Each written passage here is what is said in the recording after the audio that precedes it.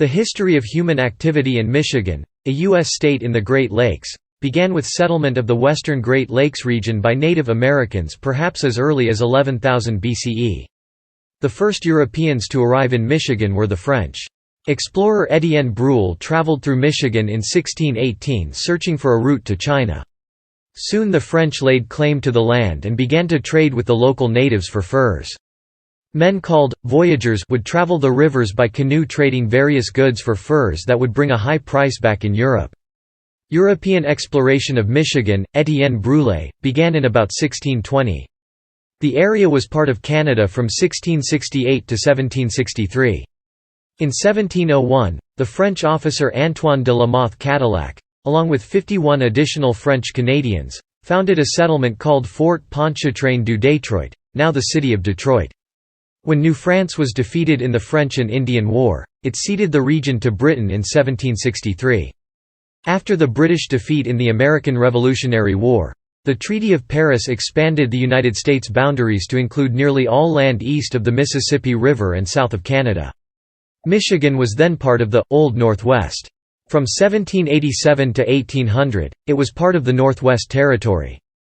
In 1800, the Indiana Territory was created, and most of the current state Michigan lay within it, with only the easternmost parts of the state remaining in the Northwest Territory. In 1802, when Ohio was admitted to the Union, the whole of Michigan was attached to the Territory of Indiana, and so remained until 1805, when the Territory of Michigan was established. Michigan's birthday is on January 26. The opening of the Erie Canal in 1825 connected the Great Lakes with the Hudson River and New York City, and brought large numbers of people to Michigan and provided an inexpensive way to ship crops to market.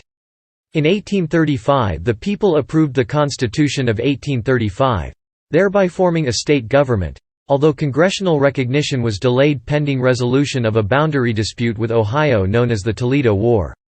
Congress awarded the Toledo Strip to Ohio. Michigan received the western part of the Upper Peninsula as a concession and formally entered the Union as a state on January 26, 1837. When iron and copper were discovered in the Upper Peninsula, impetus was created for the construction of the Sioux Locks, completed in 1855. Along with mining, agriculture and logging became important industries. Ransom E. Olds founded Oldsmobile in Lansing in 1897. And in 1899 Henry Ford built his first automobile factory in Detroit. General Motors was founded in Flint in 1908. Automobile assembly and associated manufacturing soon dominated Detroit, and the economy of Michigan. The Great Depression of the 1930s affected Michigan more severely than many other places because of its industrial base. However, the state recovered in the post-World War II years. The Mackinac Bridge connecting the Upper and Lower Peninsulas was completed and opened in 1957. By the 1960s, racial tensions produced unrest through the nation, and Detroit experienced a dramatic instance with the 12th Street riot in 1967. By the 1980s, the state saw a decline in automobile sales and unemployment climbed. Michigan continues to diversify its economy away from its dependence on the automobile industry. Early history: the area was inhabited from about 1000 BC to 1000 AD by the Native American Hopewell culture. Later, according to oral histories, Algonquian peoples from the east coast were driven west when Iroquoian people migrated to the region from central Canada and took their original homelands, these being the ancestors of the Ojibwe, Odawa, Potawatomi, Mascoutin and Miami. Archaeology shows that this probably occurred during the 12th–13th centuries. Originally, the northern peninsula was largely claimed by the Ojibwe nation, although the border region of Wisconsin was claimed by the Menominee. Given that one of the oldest recorded names for the tribe was also the Mackinac, they most likely predate the other Algonquians in the region. The entire southern peninsula was home to a tribe called the Mascoutin until the Beaver Wars, which was probably home to a mixture of Algonquian and Siouan peoples before. Their southern border seems to very clearly be the Maumee River of Ohio, and their territory extended around Lake Michigan into Indiana. During the Beaver Wars, the Iroquois of New York pushed other tribes in league with the French hard against Lake Huron. Therefore several tribes migrated into Michigan and declared war on the Mascoutin and Miami. The most likely identity for these tribes were the Erie, Chononton and Anishinaabeg. The Iroquoian tribes quickly continued on into northern and eastern Ohio, and the Anishinabeg groups seem to have formed the Sauk and Fox tribes by the time of the oldest surviving maps of the region, 1641. Either this, or the Sauk and Fox were chased into the region after defeats further east. Due to the Beaver Wars, the Mascoutin migrated down to settle around the Wabash River. Given the fact that they are culturally related and the Mascoutin disappear from maps of the region around the same time that the new name appears, they may have later become known as the Wee, or Wabash tribe. Afterwards, the Iroquois defeated the other Iroquoian tribes of northern Ohio, the Chononton, Erie and Petun, and continued into southern Michigan by the 1660s. With the Iroquoians having conquered the southern peninsula for themselves, the other Algonquians began to refer to the nearby lake as Michigan, which translates to Big Cat in their language. This is most likely supposed to be a reference to the Iroquoian water deity known as Blue Panther, or, more accurately, Cat which stalks below. They defeated the Sauk and Fox, who migrated west and took refuge among the Ojibwe and Menominee. This caused other wars between Algonquian and Siouan peoples within the following decades. Later, the Anishinabeg tribes north of Lake Superior migrated down to the Lake Erie region, claiming some land in southern Michigan. In the U.S., they were known as the Odawa, and in Canada they were known as the Mississaugas, both deriving from tribal and subtribal names of the Anishinabeg. The French migrated west, settling the colony of Illinois around 1680, which claimed all the land between the Great Lakes, Ohio River, Mississippi River and Appalachian Mountains.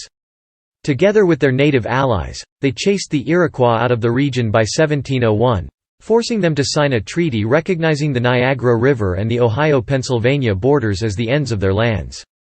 In the meantime, other tribes which had settled in Ohio were continuously pushed west by new settlers. Some settled in southern Michigan, however these were mostly the Iroquoian Wyandot. Rumor also has it that a group of Piscataway called the Canoe migrated into West Virginia and were noted as living around modern-day Detroit by 1819. If true, they most likely merged with the Odawa. During the War of 1812, tribes who sided against the United States were punished by seizure of land. With the Indian Removal Act of the 1830s, many natives were pushed away from Ohio and Michigan, many choosing to return to Canada. Despite this, many native tribesmen were able to remain, if they forewent their tribal allegiances and became American citizens. It was the later laws of 50 years later, outlawing Native American culture to control other tribes of the West, which permanently destroyed this heritage. The Ojibwe called their land Mishi Anishinabaki, or Greater Anishinaabe land. Since Anishinaabe was a collective term for the Ojibwe, Odawa and Potawatomi, Nishnawbe, who formed a governed confederacy known as the Three Council Fires, most of the Algonquian peoples around Lake Superior referred to their lands as something Anishinabaki. This most likely confused the French, who chose to simply translate the Mishi part as superior. Although the Anishinabeg didn't have a true, organized government, the sacred site of their council fire, where they would conduct important political business, was known as Michilimackinac. Today, it's known as Mackinac Island. The Mascoutin are supposedly so named for calling their original homeland of southern Michigan, Mascoutnage, or, the treeless land, for the Erie Plains region. The first European explorer to visit Michigan was the Frenchman Etienne Brule in 1620, who began his expedition from Quebec City on the orders of Samuel de Champlain and traveled as far as the Upper Peninsula. Eventually, the area became part of Canada, one of the large colonial provinces of New France. The first permanent European settlement in Michigan was founded in 1668 at Sault Ste. Marie by Jacques Marquette, a French missionary. The French built several trading posts, forts, and villages in Michigan during the late 17th century. Among them, the most important was Fort Pontchartrain du Détroit in 1701. It became the city of Detroit. Up until this time, French activities in the region were limited to hunting, trapping, trading with and the conversion of local Indians, and some limited subsistence farming. By 1760, the Michigan countryside had only a few hundred white inhabitants. From 1763 to 1776, territorial disputes between French and British colonists helped start the French and Indian War as part of the larger 7 Years' War, which took place from 1754 to 1763 and resulted in the defeat of France. As part of the Treaty of Paris, the French ceded all of their North American colonies east of the Mississippi River to Britain. Thus the future Michigan was handed over to the British. However, since 1761, the indigenous peoples in the area were not happy with the way the British treated them. In 1763, the Native Americans were furious that Great Britain had gained control of the area, and war began at Fort Detroit under the leadership of Pontiac, and quickly spread throughout the region. The war was known as Pontiac's War and lasted 3 years. 8 British forts were taken. Others, including Fort Detroit and Fort Pitt, were held by the British garrisons. In 1774, the area was made part of the British province of Quebec. During this period Detroit grew slowly. The rest of Michigan continued to be sparsely populated because the British were more interested in the fur trade and peace with the natives than in settlement of the area. From 1776 to 1837, during the American Revolution, the local European population, who were primarily American colonists that supported independence, rebelled against Britain. The British, with the help of local tribes, continually attacked American settlements in the region starting in 1776 and conquered Detroit. In 1781, Spanish raiders led by a French captain Eugene Poor traveled by river and overland from St. Louis, liberated British-held Fort St. Joseph, and handed authority over the settlement to the Americans the following day. The war ended with the signing of the Treaty of Paris in 1783, and Michigan passed into the control of the newly formed United States of America. The states of New York, Virginia, Massachusetts then Connecticut ceded their territorial rights over the land. In 1787, the region became part of the Northwest Territory. The majority of Indians did not recognize the new government and instead formed the Western Confederacy. General Anthony Wayne with his Kentucky marksmen won the Battle of Fallen Timbers, which led to the end of hostilities and treaties recognizing federal government sovereignty.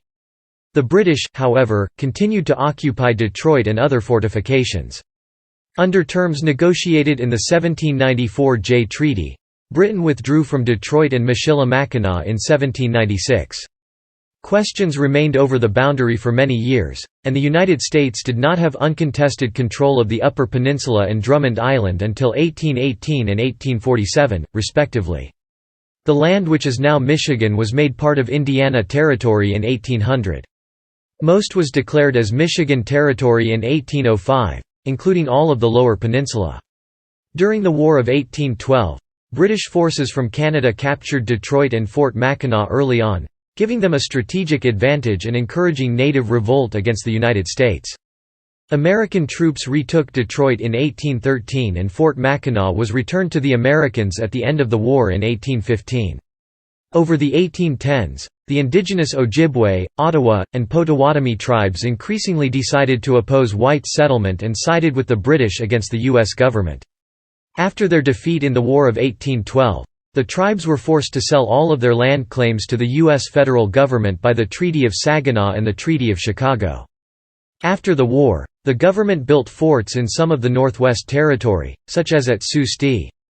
Marie. In the 1820s, the U.S. government assigned Indian agents to work with the tribes, including arranging land cessions and relocation. They forced most of the Native Americans to relocate from Michigan to Indian reservations further west. In the 1820s and 1830s, immigrants from New England began moving to what is now Michigan in large numbers. These were Yankee settlers, that is to say they were descended from the English Puritans who settled New England during the colonial era. While most of them came to Michigan directly from New England, there were many who came from upstate New York. These were people whose parents had moved from New England to upstate New York in the immediate aftermath of the American Revolution. Due to the prevalence of New Englanders and New England transplants from upstate New York, Michigan was very culturally contiguous with early New England culture for much of its early history. The Yankee migration to Michigan was a result of several factors, one of which was the overpopulation of New England.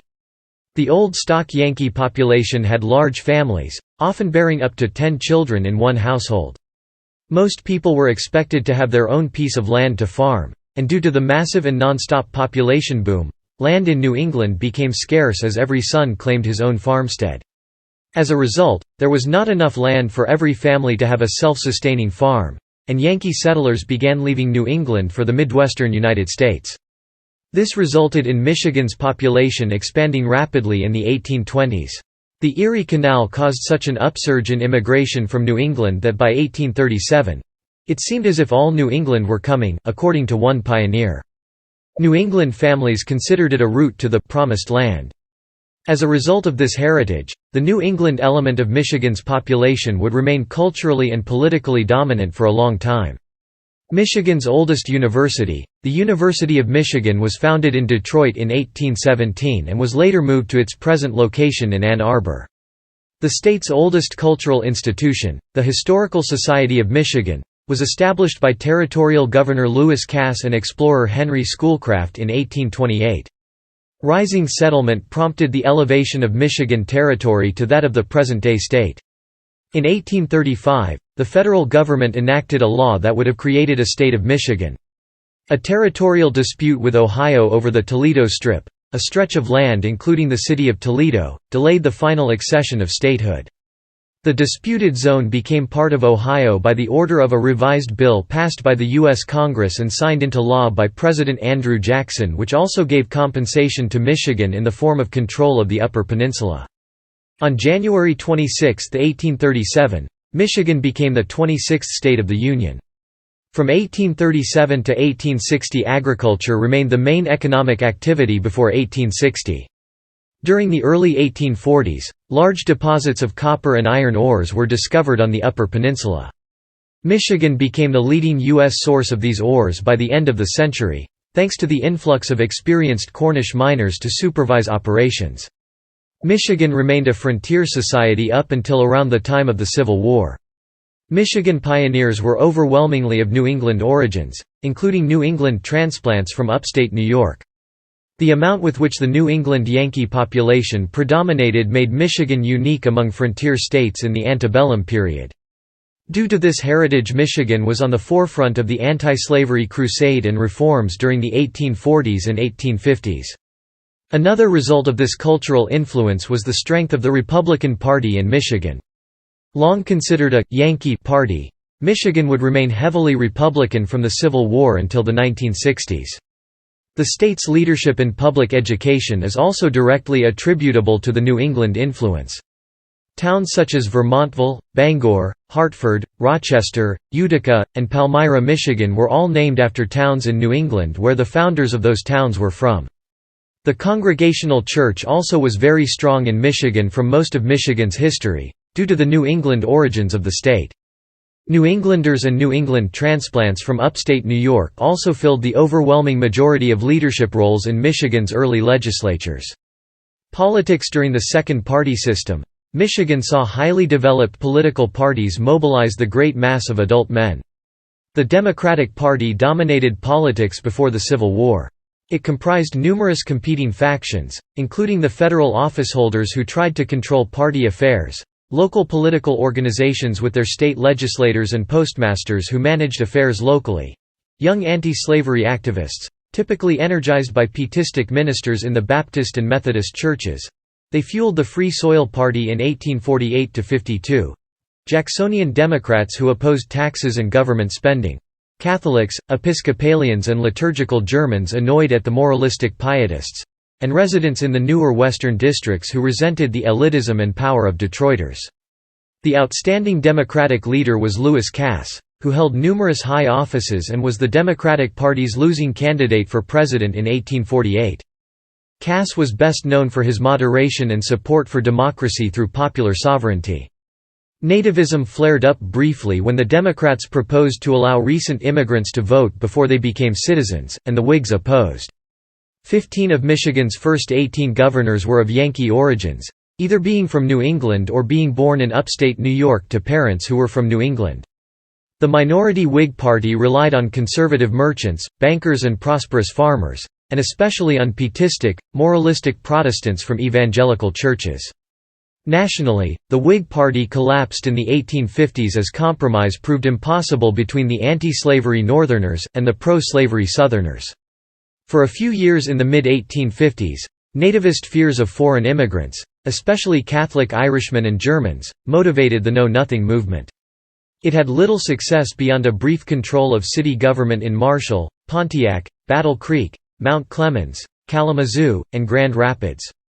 The collapse of the old political system led to the realignment of voters and parties in the formation of the Third Party System, which formed in the mid-1850s and lasted until the mid-1890s.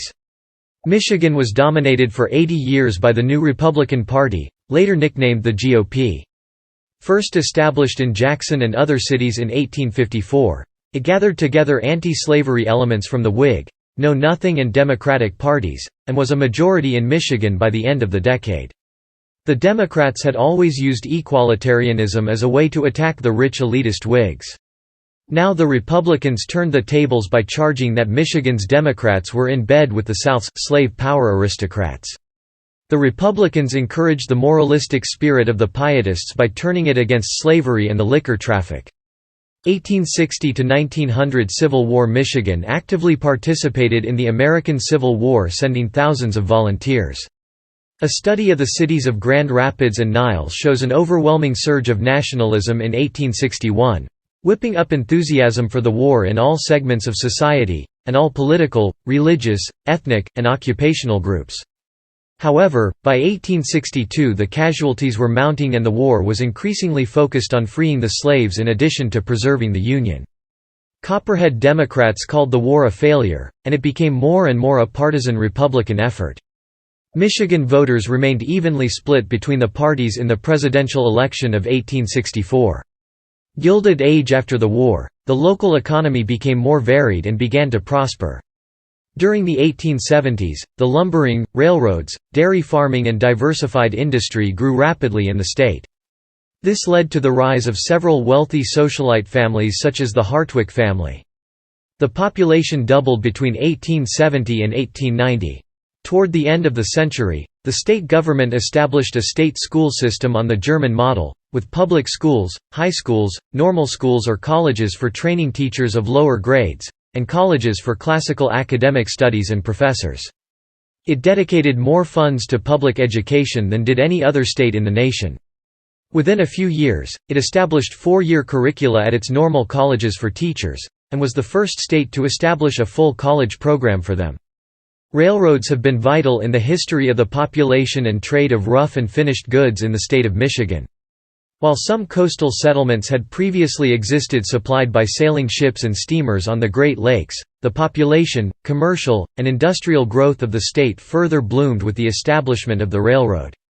Pingree in 1896, Detroit Mayor Hazen Pingree, a Yankee Republican, was elected governor. He was a social reformer who battled corporations and was an early leader of the progressive movement. During his 4-year term, he promoted the regulation of railroad rates, equal taxation, and municipal ownership of public utilities. He also supported the direct election of U.S. senators, an 8-hour workday, an income tax, primary elections, the referendum, the abolition of child labor, and compulsory arbitration of labor disputes.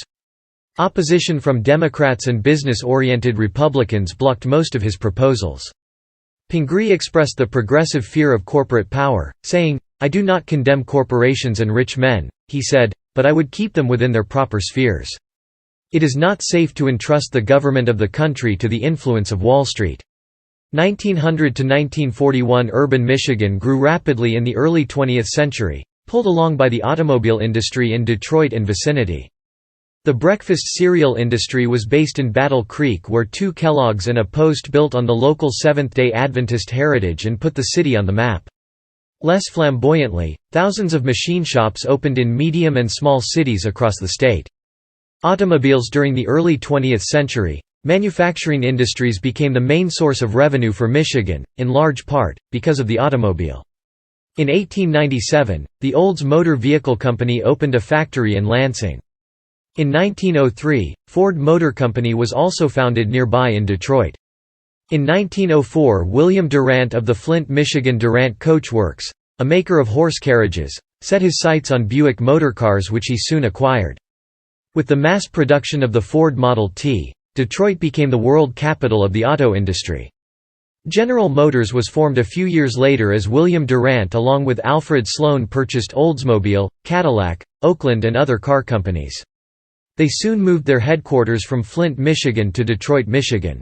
General Motors is based in Detroit. Chrysler is located in Auburn Hills, and Ford is headquartered in nearby Dearborn. Both corporations constructed large industrial complexes in the Detroit metropolitan area, exemplified by the River Rouge plant, which have made Michigan a national leader in manufacturing since the 1910s. This industrial base produced greatly during World War I, filling a huge demand for military vehicles. Jackson was home to one of the first car industry developments. Even before Detroit began building cars on assembly lines, Jackson was busy making parts for cars and putting them together in 1901. By 1910, the auto industry became Jackson's main industry. Over 20 different cars were once made in Jackson, including Reeves, Jackson, Carter Car, Orlo, Whiting, Butcher and Gage, Buick, Janney, Globe, Steel Swallow, CVI, Imperial, Ames Dean, Cutting, Standard Electric, Duck, Briscoe, Argo, Hollier, Hackett, Marion Handley, Gem, Earl, Wolverine, and Kaiser Darren. Today the auto industry remains one of the largest employers of skilled machine operators in Jackson County. Immigrants with the expansion of industry, hundreds of thousands of migrants from the South and immigrants from Eastern and Southern Europe were attracted to Detroit. In a short time, it became the fourth largest city in the country. Housing shortages persisted for years even as new housing was developed throughout the city. Ethnic immigrant enclaves rapidly developed where churches, groceries, clubs and businesses supported unique communities. The WPA Guide to the City in 1939 noted that there were students speaking more than 35 languages in the public schools. Ethnic festivals were a regular part of the city's culture. At the same time, fear of Catholics was strong, and fueled the nativism of the Second Ku Klux Klan recruited widely in the state. The Klan peaked in 1925, but membership fell quickly after its internal scandals were exposed. Reinhold Niebuhr, a German-American Protestant minister trained at Yale Divinity School, became nationally famous as a Detroit minister who attacked the KKK, which was strong among white Protestants in the city. Progressivism. The cities of Michigan were centers of municipal reform during the Progressive era. Using Kalamazoo as her base, Caroline Bartlett Crane became a nationally famous expert on municipal sanitation. She was non-political, but scientific in her methods, and energetic in her approach. She made 60 surveys and studies in 14 states that dealt with housing conditions in tenements, of schools, jails, water and sewer systems. She identified and found solutions for air pollution. Crane had a sharp eye for inefficiency, waste, and mismanagement, and was always ready to point out improvements and explain what the best practices were in the nation. A representative politician was George E. Ellis, mayor of Grand Rapids. He is remembered as the most dynamic and innovative mayor in the city's history, as well as a powerful political boss who built a coalition of working-class ethnic voters, combined with middle-class reform elements. He broadened the base of political participation, and was on the left or liberal side of the political spectrum. Somewhat more conservative, and much better known, was Mayor Hazen Pingree of Detroit, who brought progressivism to the governor's mansion with his election in 1896. Pingree was elected mayor in 1889 by promising to expose and end corruption in city paving contracts, sewer contracts, and the school board. He fought privately owned utility monopolies, and set up competing companies owned by the city. He fought the street railway interest, demanding fares be lowered to 3 cents. When the Depression of 1893 caused large-scale unemployment, Pingree expanded welfare programs, initiated public works programs for the unemployed, built new schools, parks, and public baths, and set aside plots of vacant city land for workers to plant their own vegetable gardens. As the Republican governor, he promoted higher railroad taxes to pay for his reforms. After Pingree left Detroit in 1897, the local Democratic ward leaders rebuilt their machine, using an ethnic base. This changed after 1910 as the old-stock Yankee Protestant business leaders, especially from the automobile industry, led a progressive-era crusade for efficiency. They elected their own men to office, typified by automaker James J. Couzens, who was mayor of Detroit 1919–22, and a powerful U.S. Senator, 1922–36. The critical change took place in 1918 when the voters 1918 changed the Common Council from a 42-man body elected on a partisan basis from 21 wards, to a 9-man unit, elected on a nonpartisan basis from the city at large. The ethnics and the Democrats lost their political base. Most young women took jobs before marriage, then quit. Before the growth of high schools after 1900, most women left school after the 8th grade at about age 15. Chani shows that type of work they did reflected their ethnicity and marital status. African American mothers often chose day labor, usually as domestic servants, because of the flexibility it afforded. Most mothers receiving pensions were white and sought work only when necessary. Across the state, middle-class homemakers shaped numerous new and expanded charitable and professional associations, and promoted mothers' pensions, and expanded forms of social welfare. Many of the Protestant homemakers were active in the temperance and suffrage movements as well. The Detroit Federation of Women's Clubs promoted a very wide range of activities for civic-minded middle-class women who conformed to traditional gender roles. The Federation argued that safety and health issues were of greatest concern to mothers and could only be solved by improving municipal conditions outside the home. The Federation pressured Detroit officials to upgrade schools, water supplies and sanitation facilities, and to require safe food handling and traffic safety. However, the membership was divided on going beyond these issues or collaborating with ethnic or groups or labor unions. It refused to stretch traditional gender boundaries, giving it a conservative reputation. The Great Depression caused severe economic hardship in Michigan. Thousands of auto industry workers were dismissed along with other workers from several sectors of the state economy. The financial suffering was aggravated by the fact that remaining copper reserves in the state lay deep underground. With the discovery of copper finds in other states located in less deep rock layers, local mining fell sharply and most miners left the region or resigned themselves to short hours and long unemployment. After decades of GOP dominance, the Democrats came back to power. As the business-oriented Republican economic policies had failed, the Democrats were energized, prohibition was discredited, and Franklin D. Roosevelt offered a New Deal. Washington spent heavily on relief, recovery, and reform, relieved cities of the burden of relief, and buttressed a political realignment that gave the Democratic coalition parity with the Republican Party in Michigan. By 1936 the realignment was secure, as powerful new industrial labor unions, especially the United Auto Workers, turned the factories from Republican bastions to Democratic strongholds, and the ethnic and black population had shifted to the Democrats. Young men from relief families signed up for 6-month tours in one of the state's 50 civilian Conservation Corps camps in rural areas. They were paid $5 a month, plus room, board, clothing and medical care, while their families received $25 a month. The Works Progress Administration was the largest federal agency. It hired more than 500,000 unemployed people in Michigan alone to construct major public works such as roads, public buildings, and sewer systems. It was a larger labor force than the state's entire auto industry. Unions. Thanks to new federal laws, labor unions grew rapidly after 1935, and for the first time became a major presence in large factories. The Flint sit-down strike of 1936–37 was the decisive event in the formation of the United Auto Workers Union. Strikers occupied several General Motors plants for more than 40 days, and repelled the efforts of the state courts, local police and National Guard to remove them. GM signed a contract that legitimized the UAW, and its membership in the next year grew from 30,000 to 500,000 members.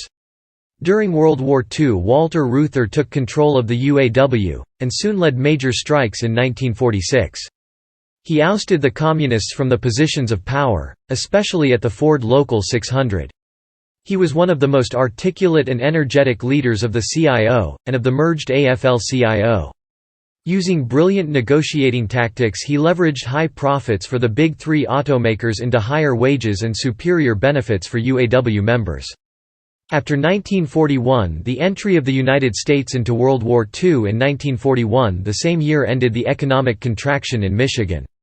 Wartime required the large-scale production of weapons and military vehicles, leading to a massive number of new jobs being filled.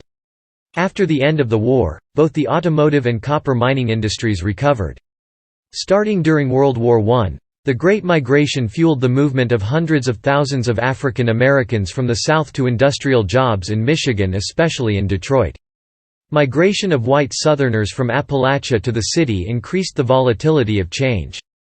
Population increases continued with industrial expansion during World War II and afterward. African Americans contributed to a new vibrant urban culture, with expansion of new music, food and culture. The post-war years were initially a prosperous time for industrial workers, who achieved middle-class livelihoods, fostered the baby boom, and sought better, more spacious housing and safer neighborhoods. These were the years of the creation and popularity of Motown Records. By late mid-century, however, deindustrialization and restructuring cost many jobs. The economy suffered and the city postponed needed changes. Neglect of social problems and urban decline fed racial conflicts. In 1967 there was a major riot in Detroit that burned out the inner city, caused tens of millions of dollars in damages, and resulted in 43 deaths with the U.S. Army being called in to stop it. The violence then spread to several other Michigan cities and was the trigger for a mass migration to the suburbs. The 1973 oil crisis caused economic recession in the United States and greatly affected the Michigan economy. Afterward, automobile companies in the United States faced greater multinational competition, especially from Japan. As a consequence, domestic automakers enacted cost-cutting measures to remain competitive at home and abroad. Unemployment rates rose dramatically in the state. Throughout the 1970s, Michigan possessed the highest unemployment rate of any U.S. state. Large spending cuts to education and public health were repeatedly made in an attempt to reduce growing state budget deficits. A strengthening of the auto industry and an increase in tax revenue stabilized government and household finances in the 1980s. Increasing competition by Japanese and South Korean auto companies continues to challenge the state economy, which depends heavily on the automobile industry. Since the late 1980s, the Michigan government has actively sought to attract new industries, thus reducing economic reliance on a single sector.